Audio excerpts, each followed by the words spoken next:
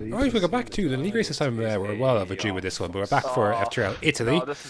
And dry qualifying and a wet dry race. I have no idea. It's one of those where, I think we saw this in Miami, and that didn't go too well. Like it was in, but was it Miami? feeling good about Italy, I have to say. I have enjoyed this track a lot since F1 2019. They have made some of the bumps here a little easier to do, so that's really helped. Anyways, we're going to load the setup. Actually, I don't know what it is, man. For some reason, I was able to get on with this no downforce setup. I used 2 4-wings.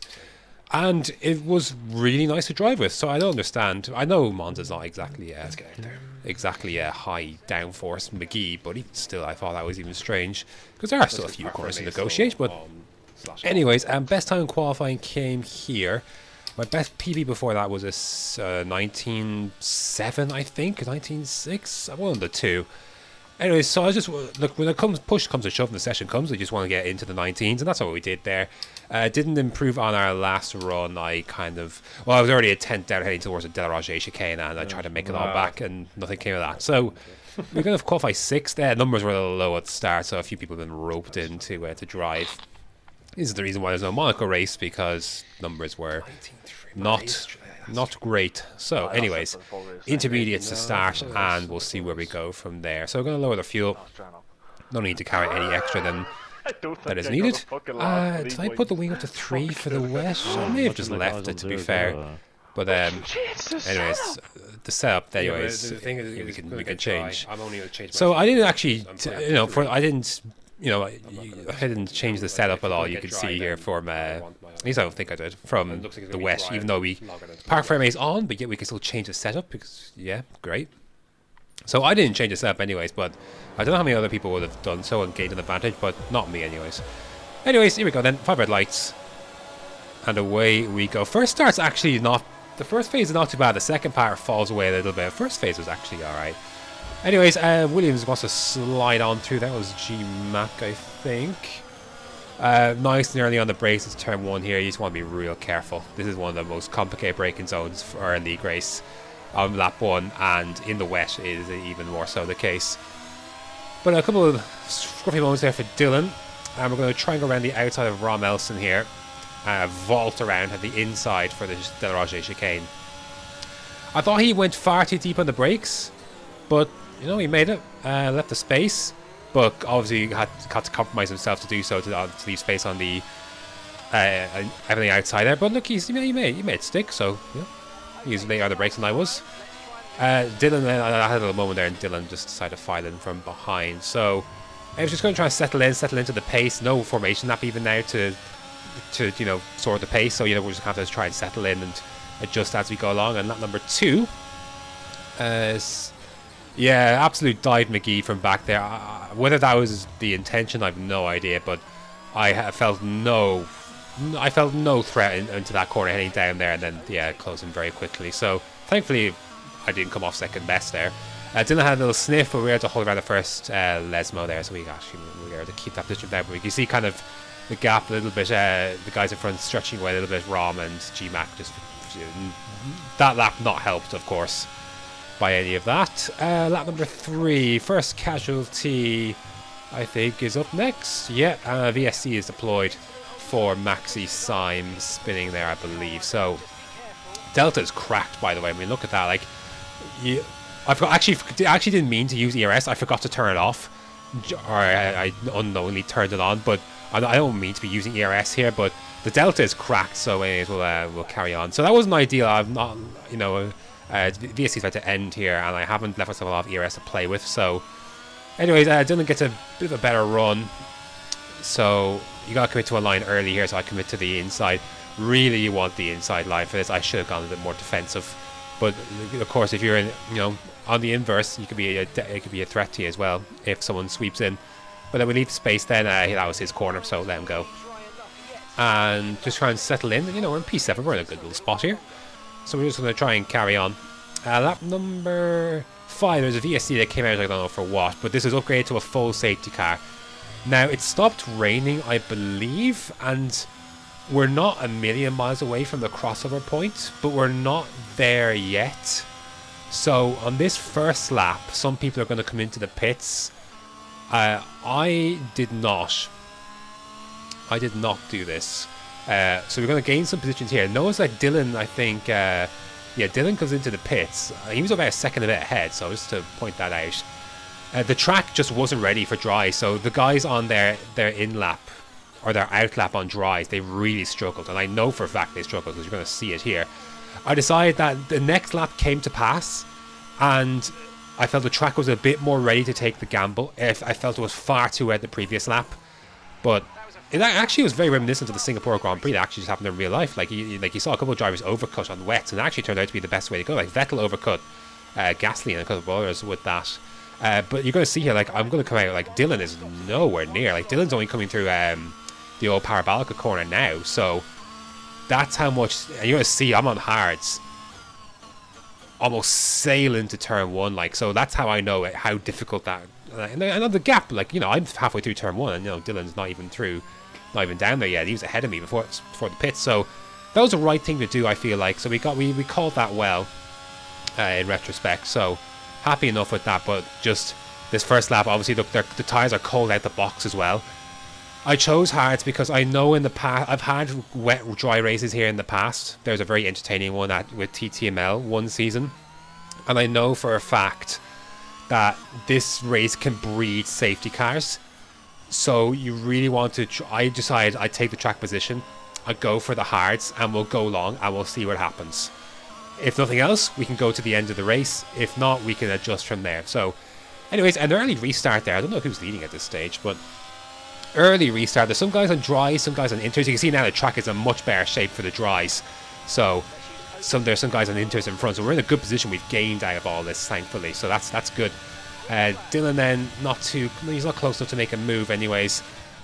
At least heading down into turn one here, as you can see, guys are struggling on the inters there. So yeah, I know we've made the right call. It's, you know, the track's not perfect, but long term we're not going to see rain again. So you know, it's a good call here.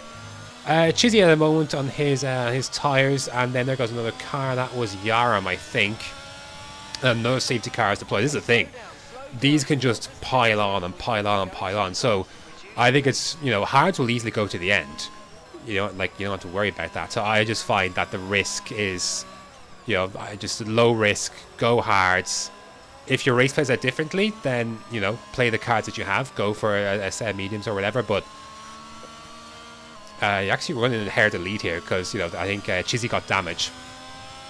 And Rob Elson pits from Messengers are actually in the lead here. So happy days. I can control the pace as I see fit behind the safety car once it comes in. I would have liked to have a better track to call a restart. Immediately, I was going like 70 miles an hour here. I wish I'd maybe slowed this down a little bit. We just let the safety car go, but anyways, I got the jump here. Well, I mean, I think this would have been fine at any other track, but Monza was yeah, it's rough with the long slipstream down to turn one. So Dylan is going to shape for a move, is he? Yes, he's going to go for it, leaving the space to turn one. The problem is, if you're the car behind you, just cut back like and just get a better run, because the car in front is compromised with their defensive line or leaving space. Anyways, here we go. Then kind of domino effect is going to happen here. It's just when, you know, one thing leads to another. You know, first of all, Dylan's going to have the inside here. I wish I defended this a little bit more, but anyways, like he's got that corner, can't do anything there. Then you got Tam behind on hards, and because I've had to take not evasive action, but I've had to, you know, slow down to get through the corner and leave, you know, let Dylan, you know, he's got that position done, but I have to adjust my line. So I don't want to be using this much ERS, but it's put me on the back foot. And Tam then is going to go for the move hitting into Ascari. I guess he just wanted to get this one done quickly. I would have liked to have taken a better line through there, especially through here. I felt I was very much compromised, and just, you know, dominoes, man. This dominoes fall. Again, I don't want to be using this much ERS, but guys are making moves behind. McLaren goes through, and I almost run to the back of this McLaren, and then I compromise my line through Curva Alboreto, and then another McLaren comes through, and I didn't think the restart was that bad, but it's just everything, you know, from Ascari onwards, it just went to shit, really. So yeah, tough one there. But and you know, Dan sniffing around as well. So it's been tough. Safety car restarts around this track, you know. I wish I had gone a little bit slower, but I also don't want to be driving dangerously slow to the point where, you know, I've been in a situation where you're a car behind and you're going an inch an hour and you're like, what the fuck is going on? Like, you know, it's dicey, and I guess I was just conscious of the fact that it gets so dicey at low speed. But look, it's the prerogative of, you know, the person leading the safety car restart at what pace to go. So, you know, they got to protect themselves at the end of the day as well. So it's a tough line to tread. Anyways, there goes an accident there. That's Lennon then, who goes into the barrier, and another safety car is deployed. So anyone who chose mediums, you know, it's tough because you can't make that advantage. You can't stretch your advantage because, you know, the safety car keeps coming out, and everyone's bunching up. So that's why I want to go hard, because they'll go to the end, and I don't want the question marks of the other tires. So, anyways, we're in second now, which is nice. Dylan, I thought, went and then didn't go, and it was really dicey stuff.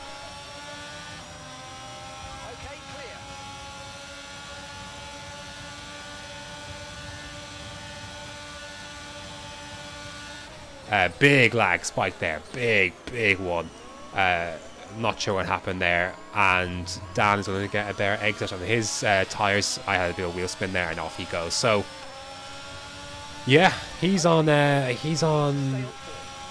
mediums, I think, isn't he? Yes, he is. And, you know, they're not going to be great towards the end of the race. So look, I know, realistically speaking, I can reel this back, or Dan has to pit, and I'm thinking the latter. So no point fighting that too much. Again, anyone who came from mediums on their first spot and on that first safety car, or when we went to dries, they made their bed then essentially, and made it a lot harder than it needed to be. Didn't necessarily define their race, but when you're in the pack and you have to box and you're in the pack here, Monza, it can get chaotic. I know that full well. So no safety cars deployed. This is when Dan decided, I'm going to go into the pits, and some other people did too.